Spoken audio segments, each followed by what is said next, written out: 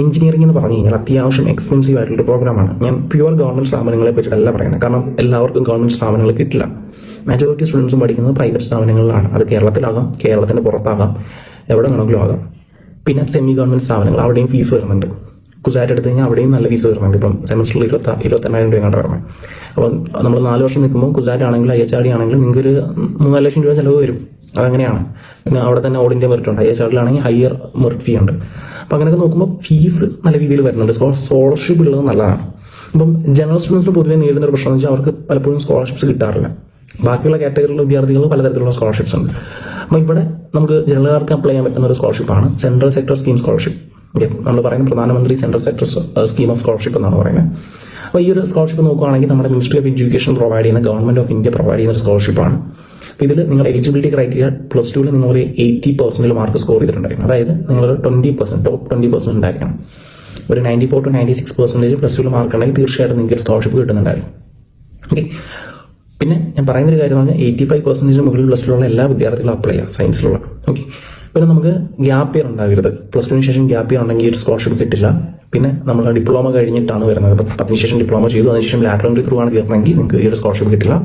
Distant BTech ചെയ്യുന്ന വിദ്യാർത്ഥികൾക്ക് ഈ ഒരു സ്കോളർഷിപ്പ് കിട്ടില്ല. റെഗുലർ ആയിട്ട് ചെയ്യുന്നവർക്ക് കിട്ടും. പിന്നെ നമ്മുടെ ആനുവൽ ഇൻകം എന്ന് പറയുന്നത് 4.5 ലാഖോ അതിൽ താഴെയായിരിക്കും. സോ അങ്ങനെയാണെങ്കിലാണ് നമുക്ക് ഈ സ്കോളർഷിപ്പ് കിട്ടുന്നുണ്ടായിരിക്കാം.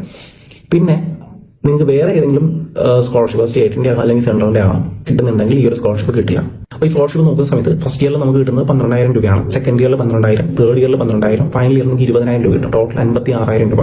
അപ്പോൾ ഓരോ ഇയറിലും നമുക്ക് ഈ ഒരു സ്കോളർഷിപ്പ് കീപ്പ് ചെയ്യണമെങ്കിൽ ഉള്ള എലിജിബിലിറ്റി എന്ന് പറഞ്ഞാൽ 50% മിനിമം മാർക്ക് കീപ്പ് ചെയ്തിട്ടുണ്ടായിരിക്കണം ഓരോ വർഷം. അതേപോലെ തന്നെ 75% അറ്റൻഡൻസ് കീപ്പ് ചെയ്തിട്ടുണ്ടായിരിക്കണം. ഇതെന്തായാലും എല്ലാവരും ചെയ്യുന്ന ഒരു കാര്യമാണ്. സോ അങ്ങനെ ചെയ്യുകയാണെങ്കിൽ നിങ്ങൾക്ക് ഈ സ്കോളർഷിപ്പ് കീപ്പ് ചെയ്ത് പോകാൻ പറ്റും.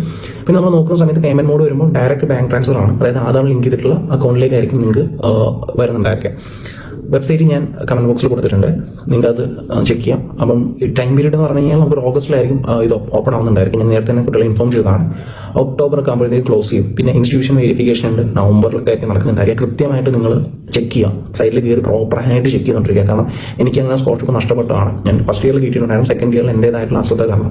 ഒന്നാമത്തെ കാര്യം, ഞാൻ അപ്ലൈ ചെയ്തത് അക്ഷയ പോയിട്ടില്ലായിരുന്നു. എൻ്റെ ചേട്ടൻ വേണ്ടിയിട്ടായിരുന്നു അപ്ലൈ ചെയ്ത്. ബോണഫൈഡ് സർട്ടിഫിക്കറ്റ് വെച്ചിട്ടുണ്ടായിരുന്നില്ല. അവരെന്നെ ഇൻഫോം ചെയ്യാൻ വിളിച്ചിരുന്നു കോളേജിൽ നിന്ന്, പക്ഷേ എൻ്റെ നമ്പർ ആക്ച്വലി റീചാർജ് ചെയ്തിട്ടുണ്ടായിരുന്നില്ല. അതോടൊപ്പം തന്നെ ഞാൻ വെബ്സൈറ്റിൽ കയറി പ്രോപ്പറായിട്ട് ചെക്ക് ചെയ്തിട്ടുണ്ടായിരുന്നില്ല, എൻ്റെ അശ്രദ്ധ. അതുകൊണ്ട് എനിക്ക് ആ സ്കോളർഷിപ്പ് നഷ്ടപ്പെട്ടു. ഞാൻ ഒരുപാട് ട്രൈ ചെയ്തു, പിന്നീട് ഒട്ടും നടന്നില്ല. അപ്പോൾ അതുകൊണ്ടാണ് ഞാൻ നിങ്ങളോട് പറയുന്നത്, ശ്രദ്ധിച്ച് കൃത്യമായ രീതിയിൽ ചെയ്യാം. ഓക്കെ.